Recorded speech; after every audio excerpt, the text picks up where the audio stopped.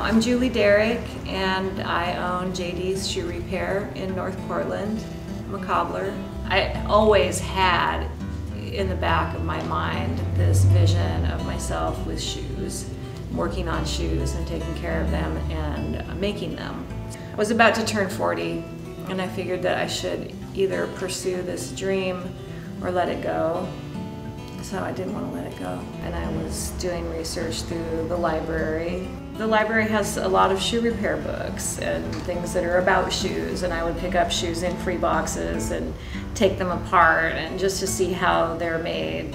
Well, I really only worked in other shops for about three and a half years. In both of those situations, I was laid off. I just always noted that it didn't seem like there was any shortage of repair work to be done. And I looked around for a couple of months, just meeting with people, check how do you do a business plan, is this even viable?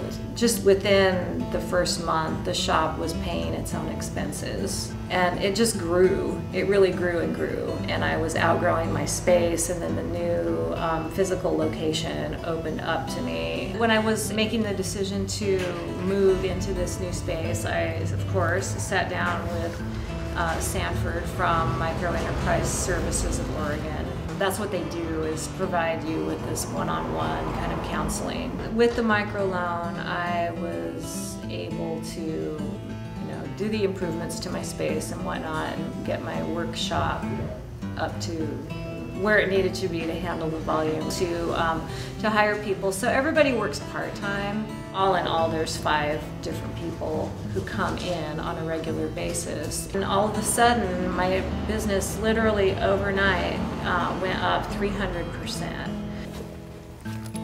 I came out of retirement to help the business and to keep me busy.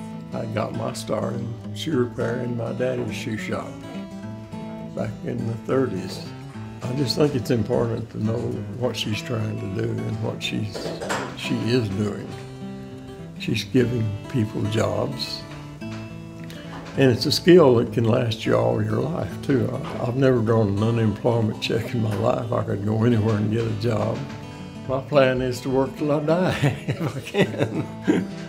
Part of my larger plan is to be able to apprentice more people into the trade. I think it's a viable occupation.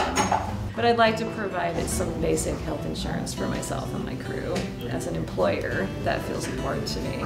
This is what I consider to be true wealth, because there's spirit and craft and skill and just a real baseline financial livelihood happening here, not just for myself, but for a few other people too.